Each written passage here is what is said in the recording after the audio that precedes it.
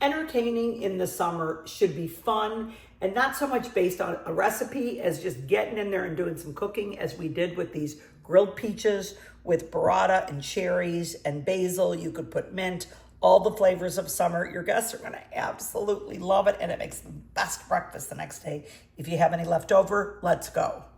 So here's the peaches. These are clingstone. You just wish that they weren't, but they are. So you cut it that way, which is kind of counterintuitive, and then gently but firmly, you're going to twist and open. And now what we're gonna do is we're gonna try to wiggle this out. Sometimes they wiggle right out.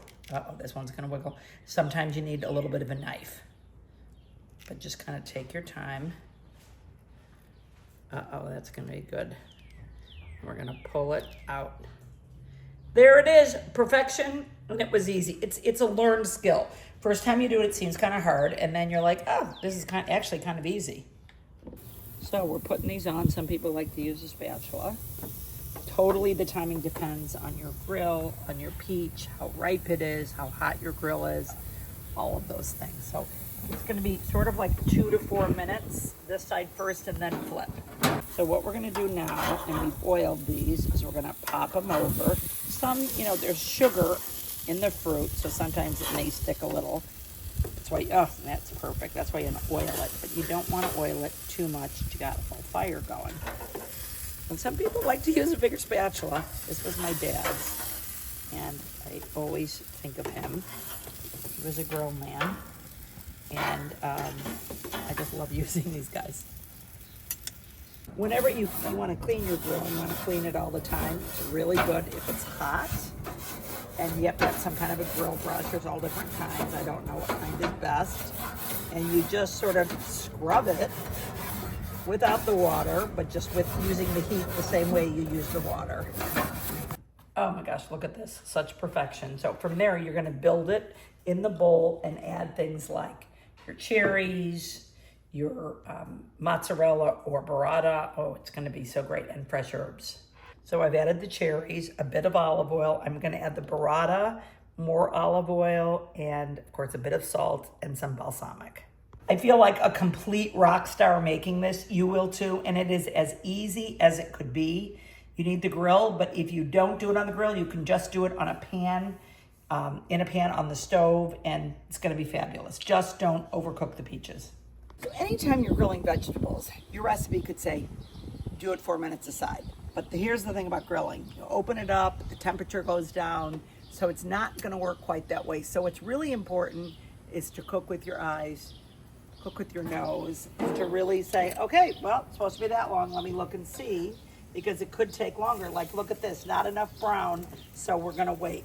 Grilling requires patience.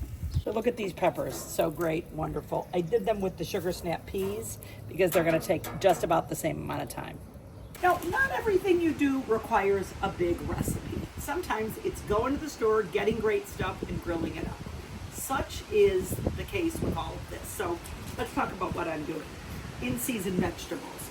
For asparagus and zucchini, it's cut them, wash them, salt them, a little bit of olive oil because you don't want to create a fire, and you just really grill them. It's like 4 to 7 minutes depending. The potatoes, on the other hand, you want to par cook before, because if you want a crunchy, lovely potato, you want to cook it twice. And the corn, for example, you can do it one of 2 ways. You can grill it like this, but you know what I even like better? Cutting it off the cob, sauteing it up in a bit of butter, and it's perfect with a menu like this. Now for your proteins, steak, and you might not all want it as medium rare as I do, but oh my gosh, am I excited about that. We actually picked these things up at Whole Foods. They're just kebabs that are like ready to go, and they're one of their fabulous marinades. And then I like to do some kind of a surprise element. Like I took scallions, grilled them, and here's the really fun part. I always do it with a homemade mayonnaise. Somehow this dressing is 100% better with a homemade mayonnaise. So I think what I'll do is do my own reel where I just show you how to do that so that you know. So good you can't believe it. Now this is a caprese, and the great thing is you can do a caprese, and of course some people might get upset that it's a caprese, but I like to stretch everything just a little bit. So it's burrata. We've got here peaches, but it could be nectarines. I've got cherries, it could be tomatoes, and then some nice balsamic, olive oil. This is so easy to do. I happen to grill the peaches, but it would be very easy not to. And this is something that you can whip together in no time. Now, sometimes you're making things homemade and sometimes you're adding too. So I went to Whole Foods in this case, but you could go to your grocery store. They've got this lovely pasta salad and a potato salad. Not that I can't make these things, but we don't want to spend our whole summer just cooking. So if you're going to do this kind of dinner and have, something lovely for friends, what I want to say is, just pick up some things. I like to always start doing the vegetables because they can sit. They don't need to be, a grilled vegetable certainly doesn't need to be warm. Room temperature is great. And then look at this here. Vivian cut these, and I just love this. I love it. I mean, a bit of watermelon. It's summer, people. Let's enjoy.